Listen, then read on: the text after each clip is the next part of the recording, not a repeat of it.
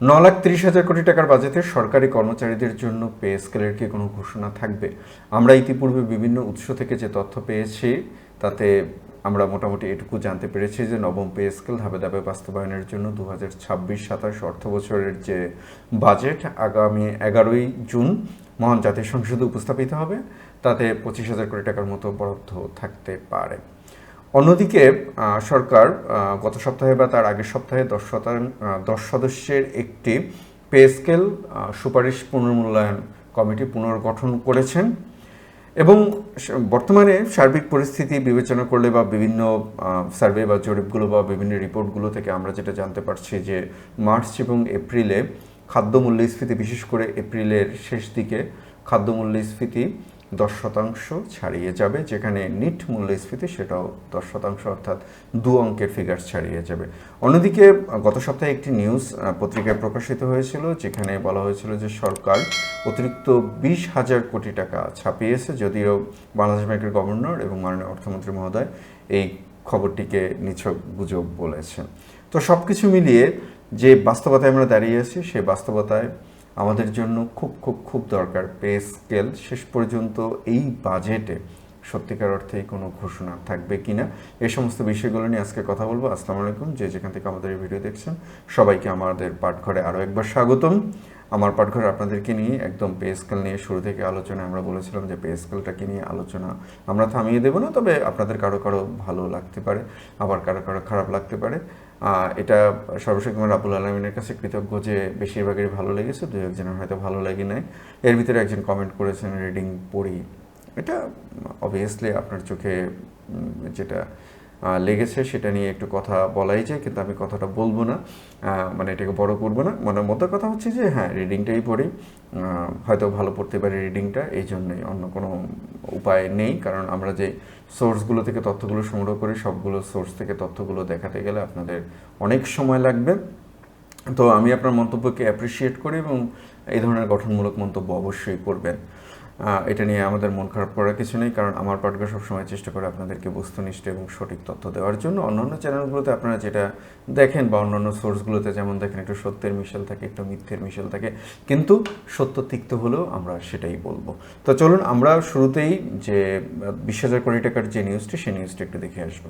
স্ক্রিনে দেখতে পাচ্ছেন সরকার 20,000 কোটি টাকা ছাপিয়েছে, দেওয়া তথ্য সঠিক না, এটা গভর্নর মহোদয়ের বরাত দিয়ে সরকার অতিরিক্ত টাকা ছাপানোর যে খবর সম্প্রতি বিভিন্ন মাধ্যমে প্রচারিত হয়েছে এটা সঠিক নয় বলে জানিয়েছেন বাংলাদেশ ব্যাংকের গভর্নর মোহাম্মদ মুস্তাকুর রহমান। তিনি বলেন বাস্তবতার সাথে এর কোনো মিল নেই।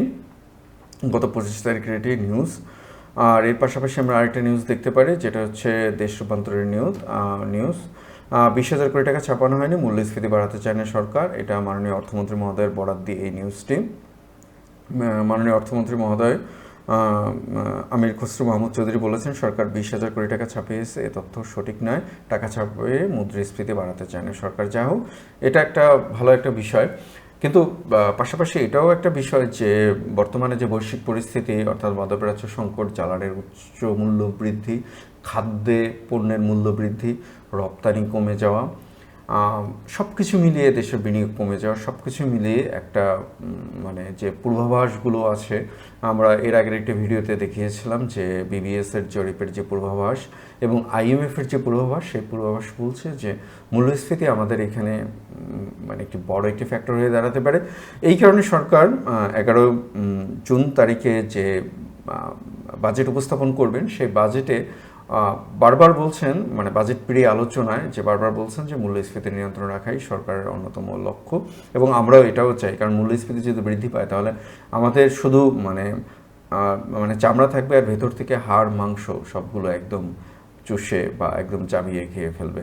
তবে এই সাথে এটাও দুঃখজনক যে সরকার যে আগামী বাজেটে 11টি অগ্রাধিকার বা 11টি টার্গেট পয়েন্ট ঠিক করেছে, সেই টার্গেট পয়েন্টে আমরা বেচারা সরকারি কর্মচারীরা নেই। অর্থাৎ সরকার সার্বিকভাবে যে বিষয়গুলো বাস্তবায়ন করতে চান,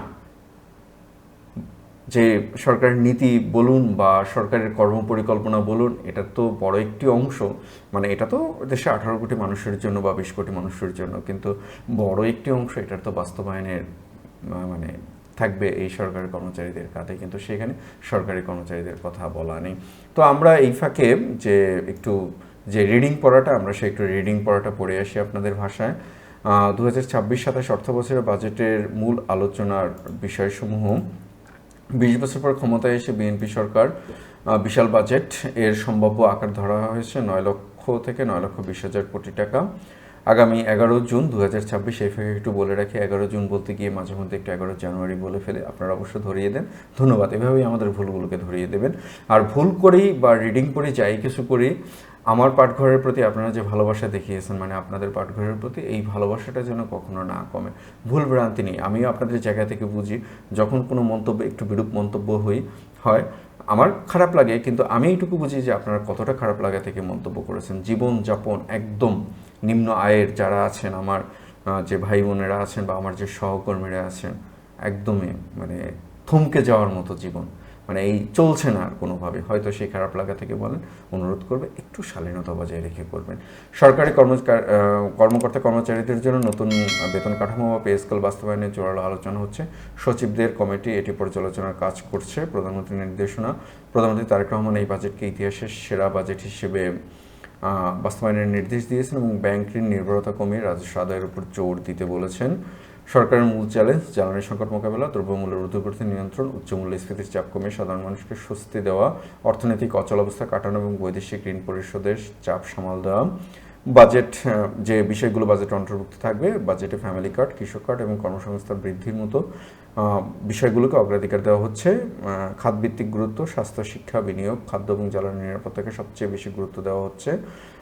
বাজেট ঘাটতি মেটাতে আভ্যন্তরীণ ব্যাংকের বদলে বিদেশি অর্থায়ন এবং করের আওতার বাড়ানোর পরিকল্পনা করা হয়েছে। বৈশ্বিক প্রভাব, ইরান, ইসরায়েল এবং মার্কিন যুদ্ধ পরিস্থিতির কারণে তৈরি হওয়া বৈশ্বিক অর্থনৈতিক সংকট বাজেট হিসাব নিকাশকে বেশ জটিল করে তুলেছে।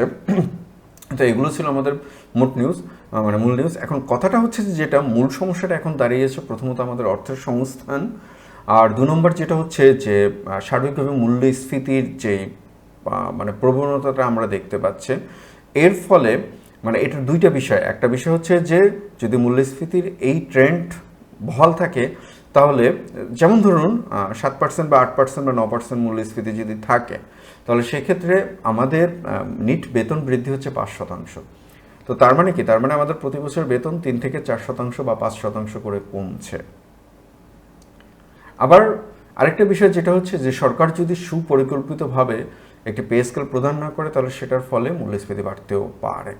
তবে আমরা আগের কয়েকটি ভিডিওতে একদম হিসেব নিকেশ করে দেখিয়েছে, রেফারেন্স সহ দেখিয়েছে যে পে স্কেল দেওয়ার পরে মূল্যস্ফীতি বৃদ্ধি পায়নি। আমার প্রিয় সহকর্মীরা, যারা আপনারা পে স্কেল নিয়ে কাজ করছেন বা সরকারের উচ্চ পর্যায়ের সাথে আপনারা যোগাযোগ রাখছেন, আমি অনুরোধ করব আমার মানে জায়গা থেকে ছোটোখাটো মানুষ হিসেবে আমার যে রেফারেন্সগুলো আছে, আপনারা দয়া করে সেই রেফারেন্সগুলো উপস্থাপন করবেন। কারণ একটি প্রতিক্রিয়াশীল অংশ সক্রিয় আছে সবসময়কার জন্য, তারা যে কোনোভাবে চাচ্ছেন পে স্কেল যেন না দেওয়া হয়। কী কারণে আমরা সেটা জানি না, কিন্তু তারা চাচ্ছেন। এর ভিতরে আমাদের কথিত বুদ্ধিজীবীরা আছেন, আমাদের প্রিয় সাংবাদিকদের একটি অংশ আছেন এবং বৈশ্বিক কিছু সংস্থা আছেন।